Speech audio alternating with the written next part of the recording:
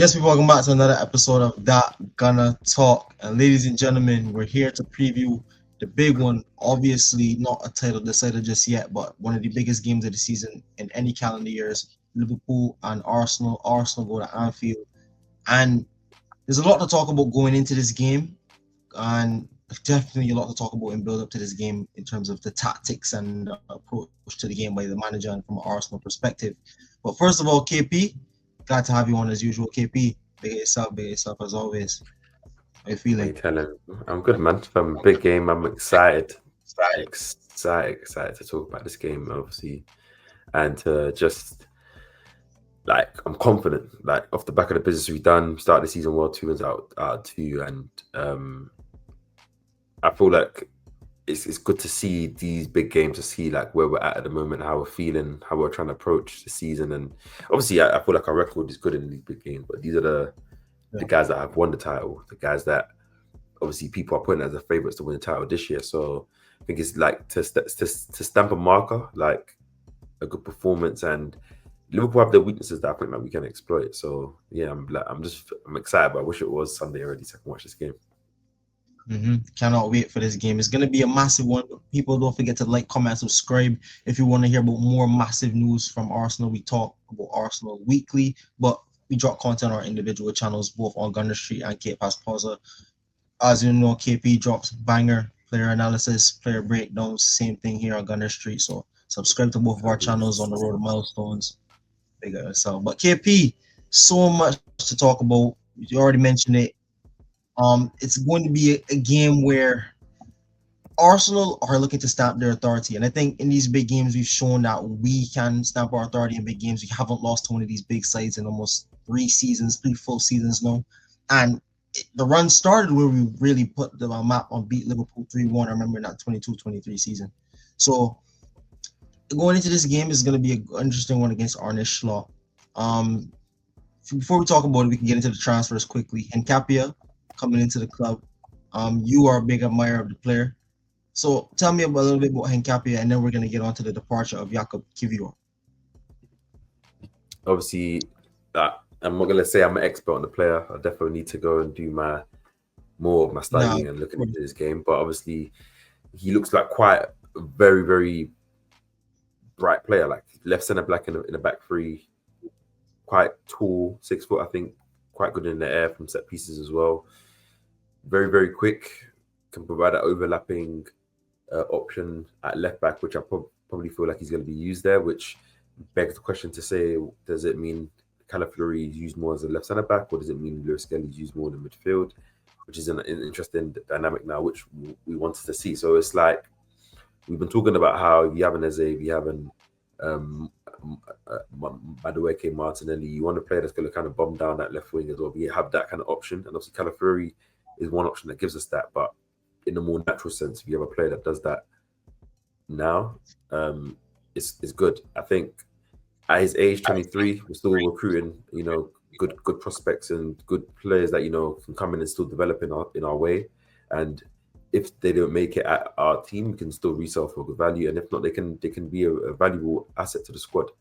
I think also being part of that Leverkusen team that went unbeaten all season, he's part of a title winning squad. He has that experience of what it is to win, which is another key thing to add to our squad.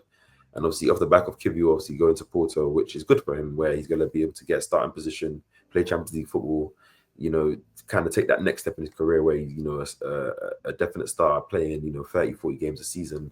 And I'm happy for him. He made a little bit of profit from Kiwior, but obviously replacing that, we've seen the Zinchenko news that came out about Marseille being linked to him as well.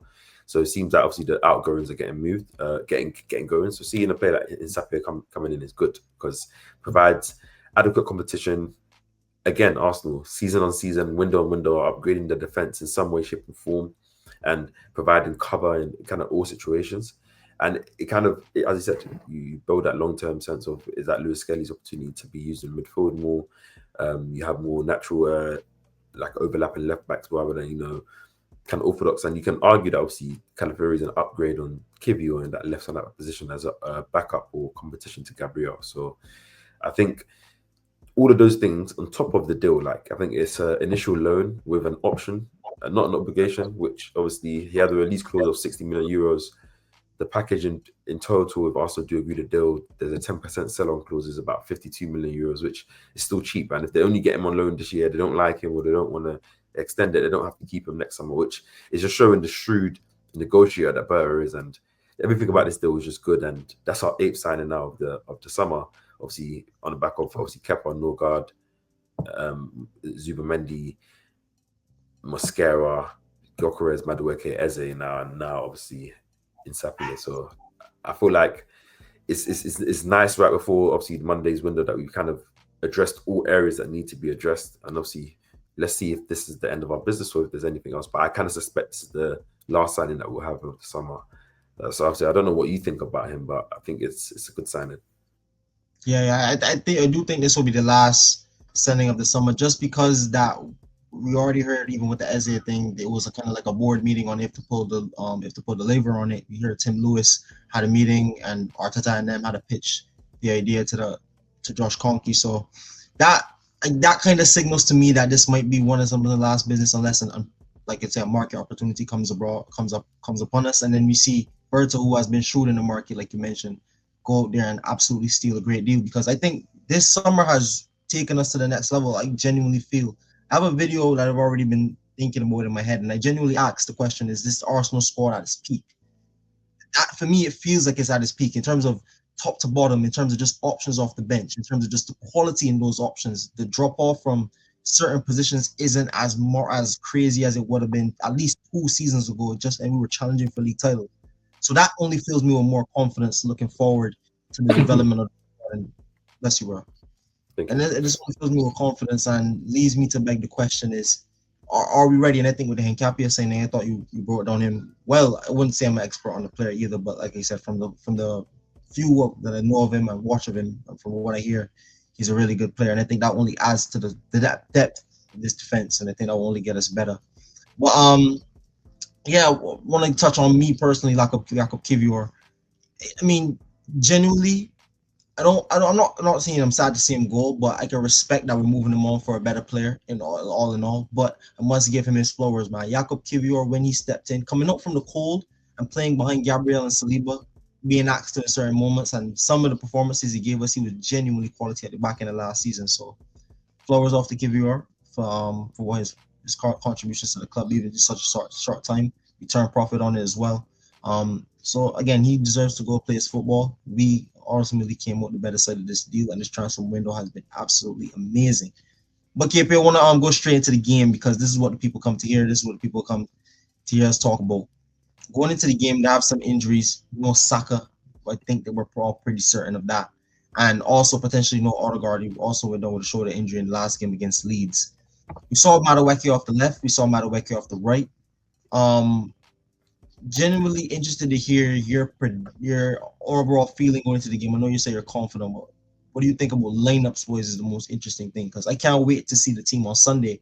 But I think I have a few ideas of what I would go with already. Yeah, before I even get to lineup, I'll just talk about the game. Obviously, it's a big game, man. Like, when our fixtures came out in summer, and we saw that, what our first 6 fixtures were, we saw that we have a lot of like the tougher away games, you know, historically in the Premier League, against some of our rivals as well, Newcastle, Liverpool. Like, we knew that we had to be ready. We knew we had to be serious. And obviously, there's pressures coming season. At that time, we hadn't made up the signings in the attack, and the situations obviously with the start of the season, obviously United game, despite the performance not being ideal, we still got the 3 points. The league game was much better, and then obviously on the back of that, you have Eze and stuff to come in. Obviously, Hincapie, though, he's not going to be there by Sunday, but obviously he'll be signed. Obviously, the down part is the Havertz injury. Obviously, with him doing surgery now and going to be out of work, Mikel says weeks, but obviously we'll see how that goes. And obviously, Saka's injury as well. That's another couple of weeks again, which is rumored. Odegaard apparently is trying to battle to make the game. Obviously, we'll see how that goes. Obviously, when I hear those kind of things, I probably feel like maybe we might see Odegaard end up starting somehow, because he might have done all he can to play the game. Obviously, if he's not fit, I don't want him to play. But knowing Arsenal, you never know, like what we might do. But I think Liverpool, as I said, this season they've showed the ability to win games despite obviously not necessarily having the best of performances, I should say, obviously from their standard, with the games being open and they have new players easing in and stuff like that. So I can be understanding, but I feel like Arsenal, three previous seasons we've gone there, we've drawn. Arguably, 2 of those 3 draws we should have won. Obviously, was winning positions. I feel like we played well, and in all 3 games, I feel like we played well. Obviously, last season the first half was quite poor, but we came out second half and arguably took control of the game. If Marino didn't get that red card, maybe we could have potentially got a winner. But outside of that, I feel like this is the kind of game where we can stamp a marker. Like as I was predicting through the first 6 games, I'm like, obviously you hope to get as many points as possible, not get any losses on the board. But I feel like watching how Liverpool play, the open midfield, Konate's seems not be fully locked into the season yet. They have an injury problem at right back. Szoboszlai played there against Newcastle, albeit played well, but he's not a natural right back. This is a bigger game, all due respect to Newcastle. And Kirkes obviously looks quite rash, quite jumps in early and stuff like, which obviously if it's Madueke playing out there, obviously I feel like he can have his way. And obviously Gyökeres being a more runner in behind, if Eze does get the start or doesn't, like we can play a more transitional style of game against this Liverpool team and potentially put more pressure on the goal. And I feel like as fans we can be a bit more confident that at least we can, create those moments. Like we have the options. We know how to dominate Liverpool, not dominate. We know how to control possession and get ourselves into the game. But I think also, given Liverpool play a high line, given it's their home ground, they're going to be up for it. Their players are going to probably play well as well. I think it's time for us to kind of exploit what they're going to give us, and we have the players to do that. Man United game, we had many counter-attacking opportunities. The quality of pass wasn't there. Against Leeds, took a bit more of those transitional moments. Obviously, could have generated a bit more. Against Liverpool now, big game where, it's going to be those big jewels, the individual moments. Got to see the players come out and try and play that football. And I'm pretty sure that there's ways Mikel can set us up to tactically try and exploit Liverpool, especially in that right back, right zone area. And that's the area that Gyökeres tends to want to go in. So obviously, depending on who he chooses to start, obviously his press conference was interesting. I think you were talking on the phone yesterday, and he mentioned the thing of like, now he finally has different options, because someone asked him about Gabriel Martinelli and is obviously with the amount of options we have on the left now, is that a player maybe we might be open to selling before the window closes? And he was like, no, Gabriel's an important player for him. He said this season more than ever, obviously the attacking output had to improve because it's been low, but he said we have many options, many different profiles for different type of oppositions and different ways to exploit the weaknesses of opponents, and it's down to us to now use that flexibility to our advantage. So obviously it's nice to hear that. So I'm confident because I feel like we have the tools to do it. I'm also considerate that Liverpool are the champions. Liverpool are at home. They do play well at Anfield and find ways to do things. We haven't won there in 13, 14 years. So I'm not just going to be deluded to expect that we'll walk there with 3 points. But I think if we take the game to them, we have a striker now who can score those goals and will take his chances, as we've seen. And we've got a player like Zubimendi who could have been playing for the other side. Maybe things went differently a couple of years ago. Can now, stamp his foot in a big game for us now and kind of open that narrative where he can go to an away ground and kind of boss it.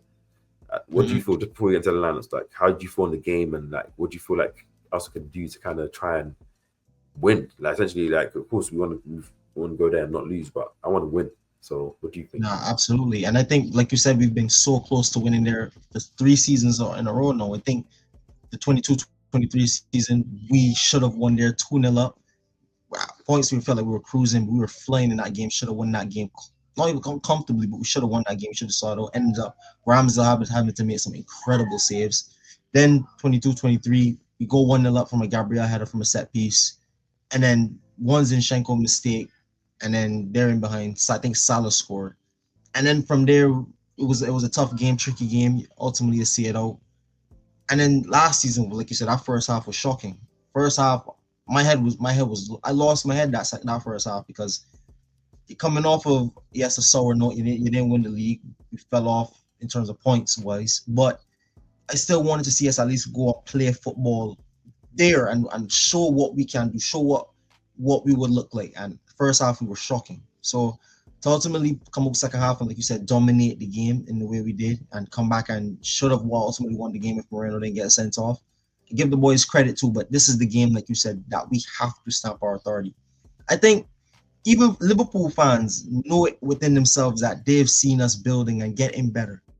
So I think even within both fan bases, there's a sense of it feels good to stamp a market here with the win. And from an Arsenal perspective, I think we have the players know to stamp our authority. I think the Eze signing, the Eze signing opens up so much for us in terms of creativity, whether that be with Odegaard or even without Odegaard. That's just a different profile. That's just a different player. Even without Martinelli, even just having him off the left, that's still a different option that opens up a right wing. And Madueke, like you talked about with Kirkes, Madueke is somebody that I've been very impressed with. Very, very impressed with, especially against Leeds. The way he takes the ball forward, drives, beats his man constantly. Every single time he gets to his mindset is forward. Let me get the ball forward. Let me create a chance. Let me dribble. Let me get a shot away.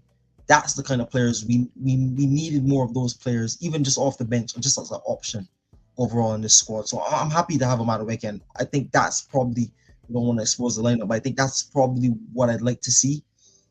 But I think ultimately we have to get at that. I think we have the better midfield, genuinely speaking.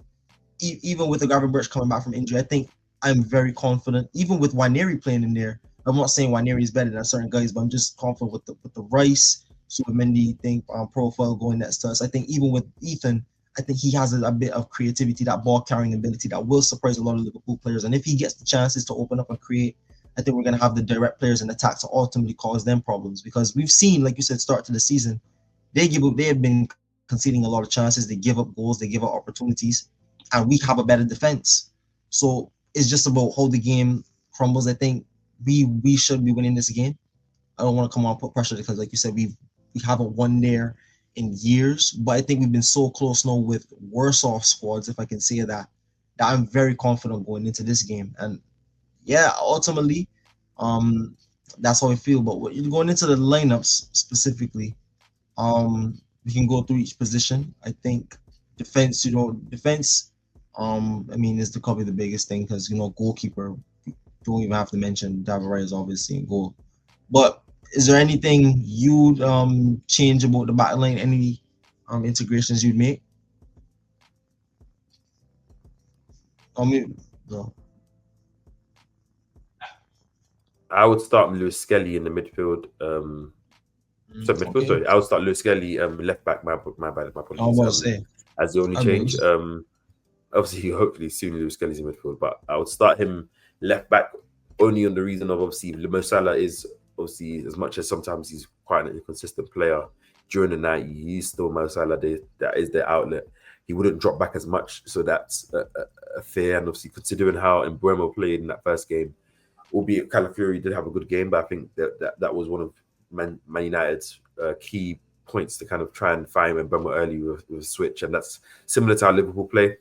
And I feel like Lewis Skelly, as we've seen previously in that Anfield game last season, played quite well against Salah. Still provides us that option to kind of control the game when he inverts and stuff. And with who I want to start, in the front line, I think it will still complement. And then you still have the option of bringing the Calafiori on second half to kind of open up the game, to kind of obviously bring that like different X factor. But I think it's not necessarily dropping Calafiori, just more rotating, as you said, Akin, what Mikel said in the press conference, different profiles for different games to try and exploit the weaknesses of the opposition. So I would go with that. What about you? Who would change the defense? I'd agree with that. I even remember his performance last season there at Anfield. I think he was solid there. He gave Mo Salah a lot of problems. He won a lot of fouls in that game. Drove the ball forward. Was very, very, very direct in that game. And was an outlet for us ultimately, and relieved a lot of pressure from their press. So I think that's something to look towards to see what Mikel is going to do with the left back situation. Calafiori has been getting the nod in front of him, but they've been kind of rotating the minutes. Like you come off after 60, or that's how they've been moving the minutes. And I think this is probably the game Lewis Skelly might start. I mean, if the Lewis Skelly does start this game, I think that's the big indicator that Mikel Arteta still has him as one of the guys for the big games. And I think that could be long term. I mean, that could be like for also a situation, like you said, maybe it's just situational. Maybe that's just as fixed. Maybe he's the fixed guy for those big games. But we'll ultimately see long down the season. But I think I would go Lewis Skelly at left back. Into the midfield, I think certain positions obviously pick themselves. Subamendi and Rice have to play. I think with that is the combination that's going to really dominate the game and potentially win us the game by a large margin. I do think Zubimendi is, like I said, one of the best sixes in world football. And I think Rodri aside, I think we have one of the best. The way he dictates the game, where he controls the tempo. And when you watch the game and you see these guys get plaudits for scoring a lot of goals, is Zubimendi pulling the strings that we don't see. So Zubimendi has been very, very quality. So Zubimendi and Rice obviously says no more. And then this is really the big option. I mean, do you go with Eze from the start? And if you go with Eze from the start, do you play him in the 10? I wouldn't mind Eze in the 10. I genuinely would not mind Eze in the 10, but I think I'd probably lean Waneri, and I think the manager will go with Waneri just from the fact that he's had a lot of good preseason in there and he's been playing consistent minutes in there. So it shows that the manager trusts him. The manager believes in his ability to play in the 10, even behind Odegaard, because you see he was the first sub on when Odegaard went down. It wasn't a thought process of moving guys around like that. So he says he's going to play him in the midfield. He's been played in the midfield. He's the guy under Odegaard. So when Odegaard is not there, I expect Waneri to be playing in the 10. And he's showing, until his performances don't say not, or until his performances say otherwise, he should be playing in the 10. So, yeah, that's what I'd go with for my midfield 3. Any options, any other options you'd go with personally? Obviously, as you said, like there's the possibility of playing Eze in that 10 position with obviously Odegaard potentially not in the game. It's the possibility of Odegaard being fit and obviously him starting the game, of course, being our captain. And obviously, it's not like his legs were the ones that got injured. So if he's feeling good upper body wise, I'm pretty sure that he's fit. So, but Mikel did say he didn't train, and this was today. So even if he does train tomorrow, I don't know if that's going to be enough. But knowing the importance of him, maybe. But if Odegaard's not available, I think I'm kind of lean. I think as I've through the week, I think I first said to you that I would play Eze in the 10 because obviously just for the X factor, because it's a big game. But I'm kind of leaning towards the Waneri. I would love to see Waneri play in this kind of big game, but like kind of make it his own. Obviously, as you said, he's been playing in that position majority of the time for the pre-season. He's looked bright in every performance that he's played, in my opinion, this season so far, playing in his more natural position. And I think in absence of Odegaard, it's only right for him to play in the game, obviously being more knowledgeable about our press, being more knowledgeable about how we play off the ball. And I think he can have his own moments too to decide this game with the openness of how this game will be. Liverpool don't having that natural defensive midfielder, albeit Gravenberch is a quality player. I think Ethan Waneri has a say in this game, and with the likes of Madueke, if he does start on the right, like I think the link up there, the interchange that could happen, also just the way Madueke plays, he's a ball carrier as well, opens up space for the game, and yeah, like so, I wouldn't really argue with your front, your midfield 3. What about your front 3? I think this is where we might. I'm assuming you're going to go Madueke off the right, right? If Saka, I'm definitely going. And obviously Gokra starts 9. So who are you going to go? Are you going to go left wing? I'm going to go Eze. I'm going to go Eze off the left, and that's just because I want that X factor. And I mean, he's only been here a week. He's obviously training. He's obviously been fit and playing, and he's played with Rice. He's played with Lewis Skelly a little bit. I think. So I mean, I think you just slot him in from the left. I think that's easier. You have those guys that play around that side. He has the ability to play that side, and even then, you're still having a guy who could come inside and can even pick up those central pocket areas where Gyökeres running the channels, receive those even balls when Gyökeres drifts wide, pick up the central ball, and then still do his thing. So I think you definitely play Eze in this game from the start. Absolutely, whether you play him in the 10 or on the left is up to really how you really want to approach the game. But I think somehow he has to fit in your team. And for me, he fits on the left. I would love to see him off the left, especially being very direct and getting at their fullbacks, whether that be Szoboszlai, who's there for them, or whether they come up with something else. I think I saw Bradley playing for them in the highlights against Newcastle. I don't know if that Conor Bradley might have come back from his injury, so that could be potentially something to look at. But yeah, I definitely go Eze off the left, man. Definitely go Eze. What about you?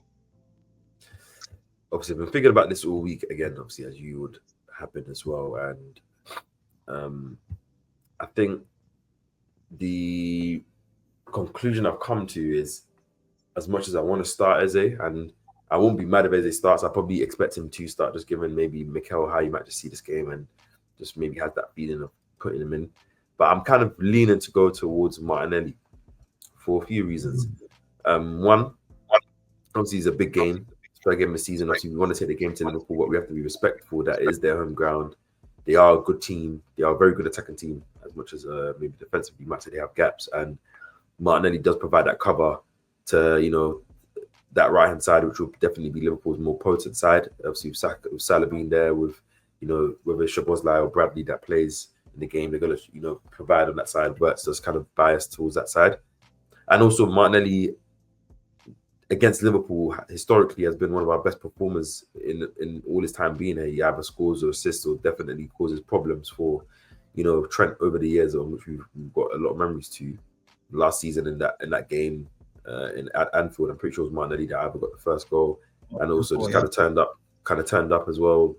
Remember previous seasons and seasons after that where he's been that guy. And I think even though, yes, this is what we want to see in terms of Eze coming in playing this type of game. And as I said, again, I wouldn't be mad if Eze's playing, and I'm just thinking maybe more on the tactical side. I'm just like, okay, Martinelli, the high line, spacing behind, understanding of the system more, the press, and defensive duties as in general, how we might want to exploit it. It might be interesting, and also you have the option to bring Eze off the bench, you know, in his first game to kind of affect the game as well. But this is why, you know what I'm saying, we're spot for trace that here we pretty much have the same lineup, and where the arguments you have for Eze are completely different to why I want to start Martinelli, but they're completely valid, and I also believe them as well. So that's the reason why I'll go with Martinelli, just because I feel like obviously historically he's played well. He's been out of the team, got dropped the last game, didn't play in the last game. Pretty sure he'd be raring to go, knows his position is under threat. And in this kind of game where historically he plays well, the type of profile that would be good to exploit that space in behind from Liverpool, that pace. And if they do have a player like Szoboszlai, our position, even though, yeah, you would want an Eze, that X factor to come in, that pace of Martinelli in behind as a threat, you know, in behind from Lewis Kelly's passing, Zubimendi can be interesting. Never said the least, especially with Konate looking like his head is not all there. Yeah. I mean, I hear your shout for Martinelli. I genuinely thinking from the tactical side, I see why you would lean Martinelli, especially from the historic point of view. The only downside I'd say to Martinelli off the left is that sometimes we cut off our nose despite our face, and that means from the sense of we kind of try to counteract them, and obviously like we kind of suffer going the other way.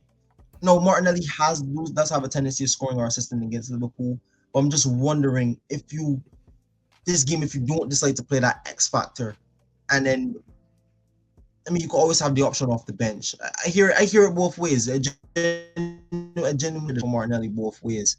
But I just think you have to go Eze from the start somewhere in there. But I hear it though, man. I hear the Martinelli show. Absolutely. Ultimately, people, that is the lineup.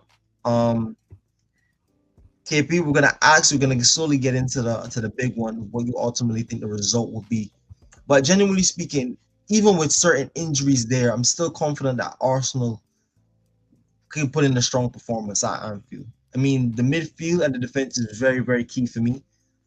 Definitely having those guys back like Saliba and Gabriel, having that partnership back. David Raya with another strong start to the season. Great to see that. I think he's developed into one of the world's best goalkeepers. Have to give him his flowers as well. And Declan Rice and Zubimendi have gotten off to a great start as a partnership. Hopefully they can build on that. Hopefully put in another solid away performance. And we've shown that, like you said, in Arteta's tenure, that we can have big away performances, whether that be in the Premier League or in Europe.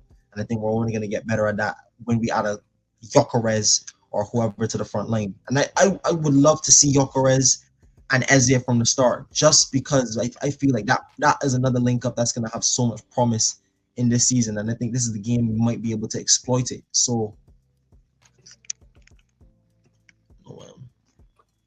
my bad.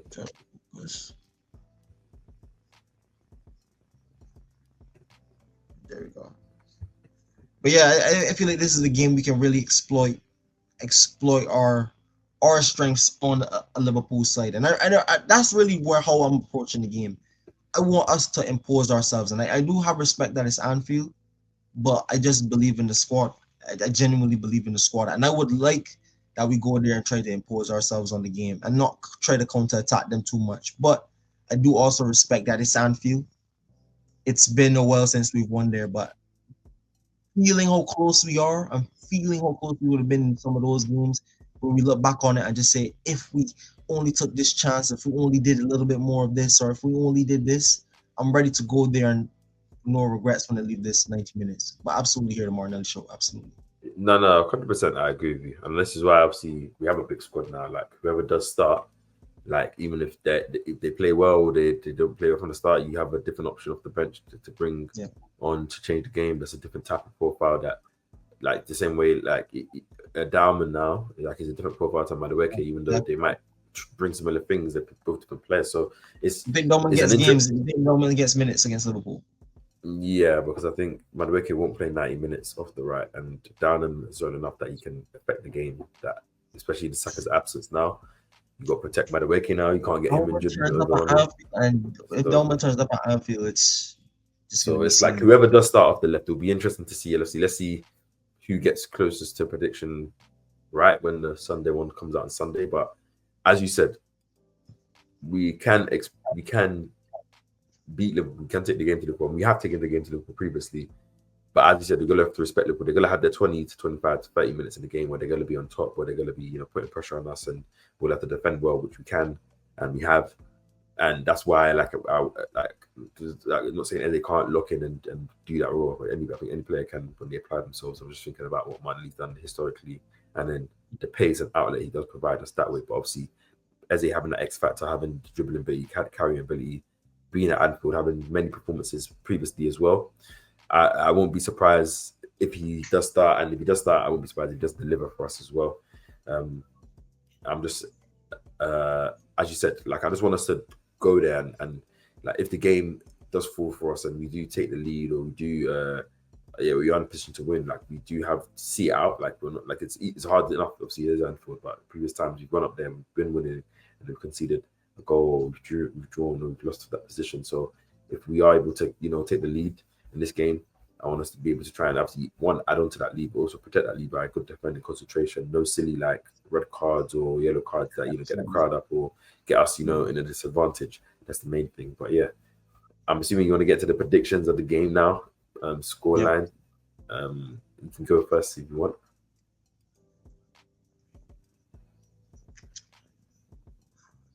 On one hand, I'm going conservative, but I'm genuinely gonna give my scoreline.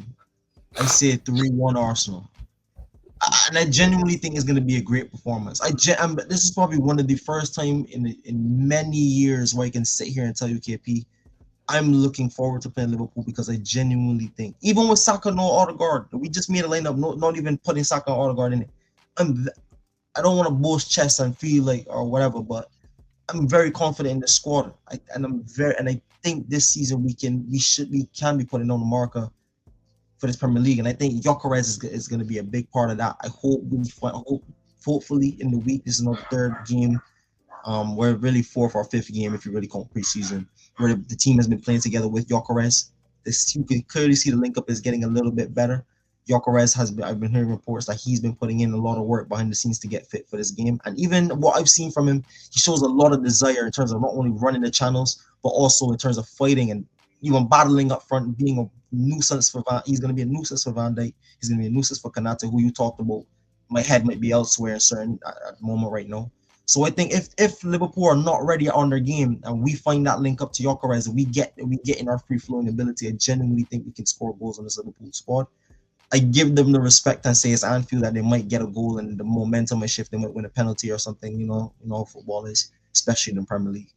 But I said 3-1 Arsenal. I'm very, very confident. Very, very confident going into this game. About the boys. What about you? Obviously, that is my scoreline as well, and I'm going to stick with it 3-1. I think it is Anfield. Liverpool can score a goal. They've got quality players. Ekitike started the season well.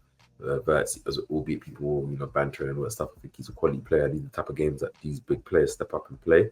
Salah has played well against us before, obviously, and yeah. But I think at the same time, we've got the tools to exploit them. Yeah, as you said, even though we don't have Saka and Odegaard potentially, we still have players in there looking sharp, looking confident, still having the traits that can exploit. And it's nice to feel that we can still go to this kind of ground and still expect and feel like we can win. And I think that's a credit to Andrea Berta and McCarthy for this squad. That obviously we've come up to this point. It's not just this summer, but this summer they've shown the ambition.